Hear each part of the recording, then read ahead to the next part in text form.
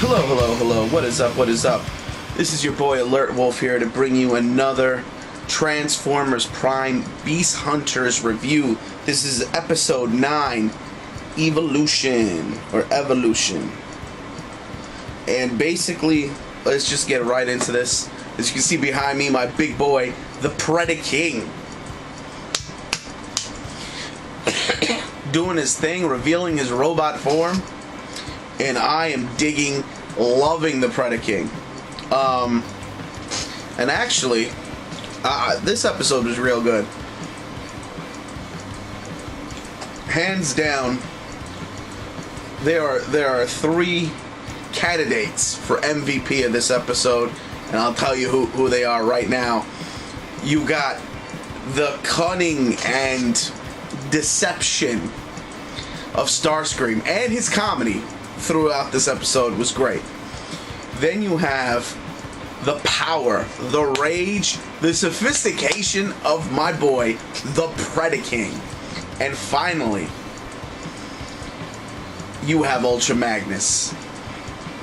Ultra Magnus in this fight, man. The things that happened to him this episode, great. And I will give you my MVP after the summation for this review. Basically, episode is very simple. You know, Starscream and Megatron are going to meet up with Shockwave in his secret laboratory. As a matter of fact, this is a funny moment because Starscream's like, oh no, another abandoned cave. He's about to take him out for the last episode's fuck-ups, right, of the zombie attack. And so he's scared. He's like, please don't kill me. And Megatron gives him one of these looks like, you idiot, I'm not gonna kill you. Nah, we the army and shit, and I don't know, that was pretty funny. Actually, for comedic purposes, Starscream is the show. If he wasn't there to do the comedy, it just wouldn't be the same. Love Starscream. That being said, I am sure by the end of the show, he gets his comeuppance. Now, I hope they do another show after this, so hopefully he doesn't get his comeuppance, but... and basically, you have another moment because Preda King, the Predacon army is almost ready. Preda King shows up, and Starscream starts to hit him in the head with a pipe, like, back, beast, back. And he knocks him down and transforms, like, do that again, boy, I'll put that up your spark chamber. Woo! So I'm like, really? And then the voice of Preda King was epic. It was dignified, right? Intelligent. It's like, really? And then we get a slight flashback, and he explains himself, because Megatron's like, oh, you've been hiding that you can transform. And he's like, nah, not really. I just learned how to do it right now. So we get his flashback. Now, for a second, I thought this was going to be an all-clip episode, which would have made me very angry after waiting for too long, but thankfully it wasn't, and it was very quick and brief. Then he explains that they go back to the ship. He explains that he wants to be known as Preda King, and that he should be in charge of the Predacons, his people, and that he's loyal to Megatron. Megatron's like, wow, yeah, great, your ambition is endless, it's beautiful, alright, you got it, hell yeah, you be the Preda King, you. And then you get Shockwave, Knockout, Starscream, and Megatron talking in like a side room. And basically, the Decepticons are hurting. Think about what happened this season. They lost their fortress, right?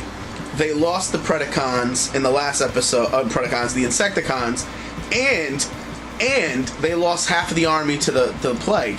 So and they've been losing fodder for a long time, so they're pretty weak right now.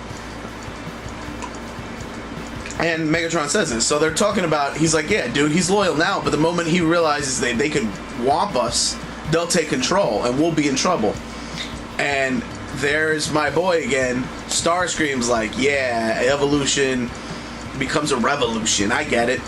He goes, you know what?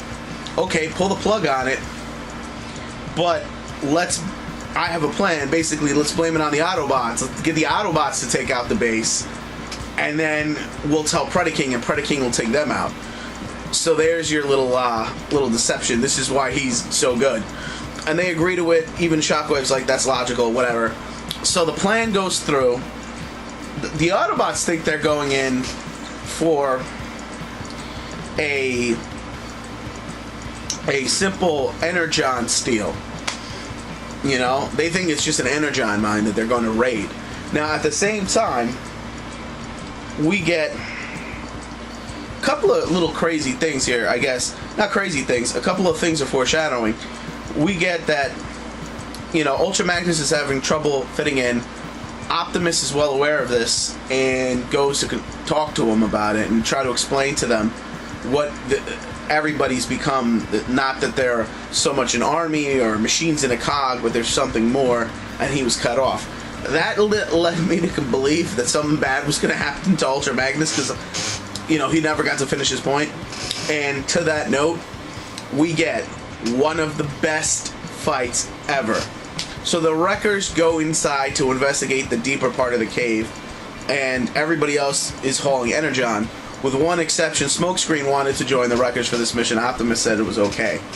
So the Wreckers go in, and remember, I include Ultra Magnus because he is. This episode proves Ultra Magnus is a motherfucking boss. He is a Wrecker, son. So they split up. Bulkhead and Smokescreen go one way when the tunnel splits, and Ultra Magnus and our boy Jackie goes the other way. Now, I will say this. It surprised me that that's how the split up went, but whatever. So all of a sudden, they find the Predacon lab, they blow it up. Needless to say, Starscream didn't tell Shockwave that he tipped off the Autobot so soon, but Shockwave bounces. And now Jackie asks permission. They go to blow up the lab. They start blowing it up. Meanwhile, they send Preda King to handle this. And actually, Starscream was going to go. Megatron made it seem like he was going to scramble the Armada. And Preda King's like, no, this is all me. I'm going to do this. So he goes to save his people. But by then, it already blew up. And he came in just as the fire happened. And he sees red. Preda King is pissed. And then we get the most... Not since second season... where it was the Star Saber battles with Megatron, has a battle been epic. This is the most epic fight I have seen this season. Woo! It's a 2-on-1 handicap match. You know, no holds bars, no eliminations. You know what I'm saying? No disqualifications. Weapons allowed. Hardcore fight. This is like in the WWE. This is great. They go at it. Back and forth fight. I mean, if you notice in this picture, I don't know if you can see, but Preda King is holding the Forge of Solus Prime because he takes it from him at one point. And their fights are epic because they... Let me just say that hammer got used a lot by both of them. And this fight is going back and forth between the three of them. Epic. Finally, Preda King has had enough. He's going to end this. Meanwhile, Optimus hears this, so you know he's coming. And bang, he tears the fingers off and destroys Ultra Magnus's hand. Nothing there. It's like a nub. And then he breaks the hammer of Solus Prime, the Forge of Solus Prime. He breaks that, so that weapon's done. And he's about to kill Ultra Magnus. And Jackie's incapacitated. That's when Super Optimus shows up, saves the day, gets them out of there, blows the place to hell. They sky bridge away, not even ground bridge, sky bridge. He transforms back, and he goes, I'm going to get my revenge. I'm going to get my revenge. This is critical. I will avenge them. And Megatron's like, yes, you will, blah, blah, blah. But meanwhile, an interesting development happens at the end of the episode. Somehow, the explosion, which had like raw Cybertronian things mixed with the fake, not the fake Energon, but the green Energon, which they are stealing from Kryptonite, but whatever, which is the synthetic Energon, created plants. Now we once saw this in the original show, and the plants were once the Insecticons fed on them, I believe, or something like that. But Like, well, no, or the plants fed on insecticons, but I don't think it's the same thing. But it's still very cool to see Cybertronian plants, mutant plants. Can't wait to see where that goes. But okay, so I'm gonna say hands down, I'm gonna give it to Ultra Magnus this episode. No, let's take that back. Preda King for the motherfucking win. Even though he got played, that was a crazy battle, and he would have snuffed them. MVP, and it is tough because, you know. Meanwhile, Ratchet at the end of the episode, Ratchet goes to work on Ultra Magnus's hand, and Optimus explains that we've become a family. Blah blah blah. Well, whatever. This episode's gonna get a 4 out of 5 from me. It was great. The fight was amazing. The comedy was good. The story progression was great. The fact that we get introduced to Preda King finally, and I love him. So, the fight that Jackie said he fought like a true wrecker, that he even uttered those words, and Ultra Magnus did, which is why it's such a toss-up. I want to give it to Ultra Magnus too, but I'm gonna go Preda King because he won the fight. But yeah, so very good. And let me just say this, guys. Sorry, this video is so late. Over the weekend, my phone, which is what I use to take all my videos, broke. And I have this video camera that I used to use for my videos, but I couldn't find the charger for the life of me. I ordered a new phone. I thought the new phone should have I ordered it Sunday. The thing should have gotten here. My father broke his phone too.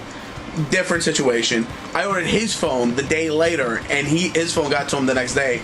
It's the same phone, by the way, but my phone didn't get to me till who knows when, so it's still not here. I probably won't see it till Monday.